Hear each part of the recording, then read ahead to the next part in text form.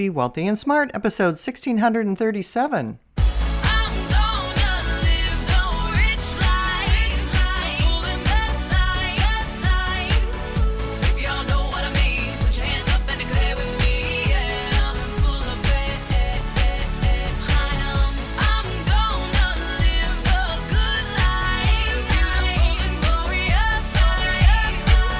Step into a world of wealth and financial freedom without budgets, boredom, or bosses on Be Wealthy and Smart. And now, here's your host, Linda P. Jones.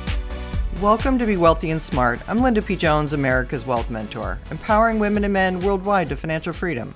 On today's show, we're going to talk about are higher plane fares coming due to higher oil prices?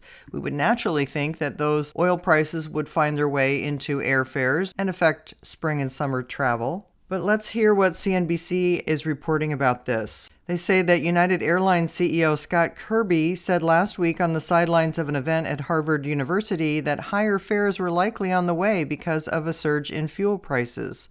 Kirby said travel demand is still strong, and two other senior airline executives at U.S. carriers, speaking on the condition of anonymity because they weren't authorized to speak to media, also said travel demand has held up. If those trends persist, it could give airlines more pricing power, but that will depend on the war's duration. Scott Keyes, founder of flight deal company Going, said airlines never met a higher fare they didn't want. So what should consumers do? Keyes said travelers can't lose by booking early, as long as they're not buying restrictive basic economy tickets. That way, customers can try to exchange or cancel their tickets and buy cheaper ones if airfare ends up falling. If you book a $500 summer flight today, and 2 weeks from now the price drops to $350, you can call up the airline and get the $150 difference back as a credit. Heads you win, tails the airlines lose, he said. Of course, jet fuel is airlines' biggest cost after labor, accounting for about a fifth or more of expenses depending on the airline. United alone spent $11.4 billion last year on fuel at an average price of $2.44 a gallon, according to a securities filing. U.S. jet fuel on Wednesday was going for $3.78 a gallon. Jefferies airline analyst Sheila Kayaglu said in a note Thursday that she expects the most acute financial impact to airlines from surging oil prices to be in the next 30 to 90 days, as airlines have been booking yields for close-in flights assuming a much lower fuel price, and carriers cannot retroactively raise fares. She said Delta Airlines and United, which produce most U.S. airline profits, are better positioned than other carriers because of their high-end demand. Risks to demand, particularly for more price-sensitive customers, include the recent jump in gasoline prices. Jet fuel has more than doubled in some regions since the first U.S.-Israel attacks on Iran on February 28th.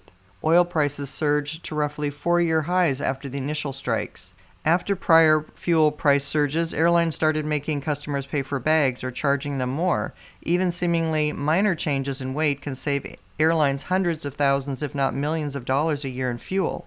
United in 2018 changed to a lighter paper stock for its in-flight magazine. On 2014, American Airlines said it would switch to digital manuals for flight attendants, following changes for pilots.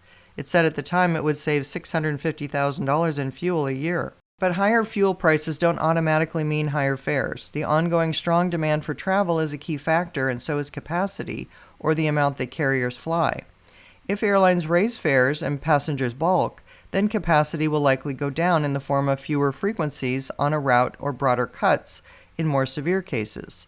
Courtney Miller, founder of Visual Approach Analytics, an airline industry advisory firm, said airlines love to say fuel is expensive, so you have to pay more. What they're doing is they're setting the expectation. They price to prevent empty seats. If fuel prices come down, they're not suddenly saying we're making too much money, Miller added, but they're likely to add another flight.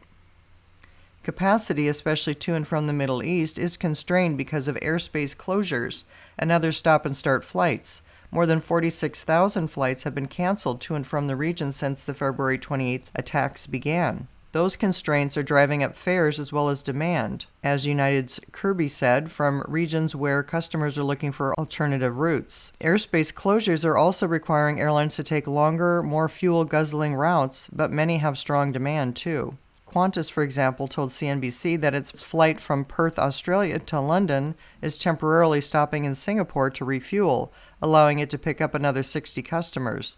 and that its Perth to London and Perth to Paris routes are more than 90% full this month, 15 percentage points higher than normal for this time of year. The impact of higher fuel prices will be reflected in market fares with a delay, as airlines typically hedge at least part of their fuel purchases. Airlines have been grappling with airspace closures for years, including from on and off conflict in the Middle East and since Russia's 2022 invasion of Ukraine.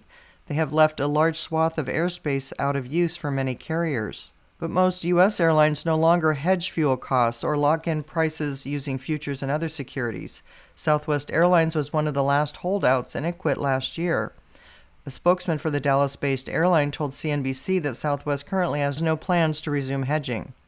That leaves U.S. carriers more susceptible to price swings.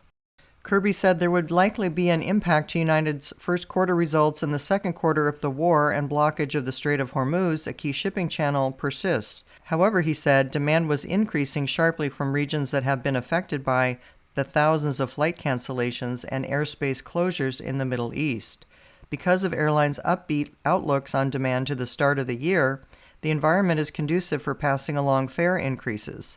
Further, should jet fuel stay higher for longer, it should help push off-peak capacity lower, according to UBS analysts. So in summary, a surge in jet fuel prices is already rattling the airline industry, driving up fares, and is expected to hit financial results. Jet fuel is generally airlines' biggest cost after labor, accounting for 20% of expenses or more, and several U.S. airline executives told CNBC that travel demand remains strong. As of today, the market's rallying as oil prices have declined below $100 a barrel. And if the G7 countries, as well as the U.S., increase oil supply, that could help to keep oil prices and airfares lower. If you haven't yet subscribed to Be Wealthy and Smart, hit the subscribe button and you'll be notified as soon as new podcasts are available. And all of my podcasts are on my website at lindapjones.com/podcasts. And while you're there, sign up for my weekly newsletter for more wealth tips for your financial freedom. That's all for today. Until next time, live the good life and be wealthy and smart. Thank you for listening to Be Wealthy and Smart with Linda P. Jones. Share the wealth and tell your family and friends about the show. Check out our website, blog, and social media for more riches at www.bewealthyandsmart.com.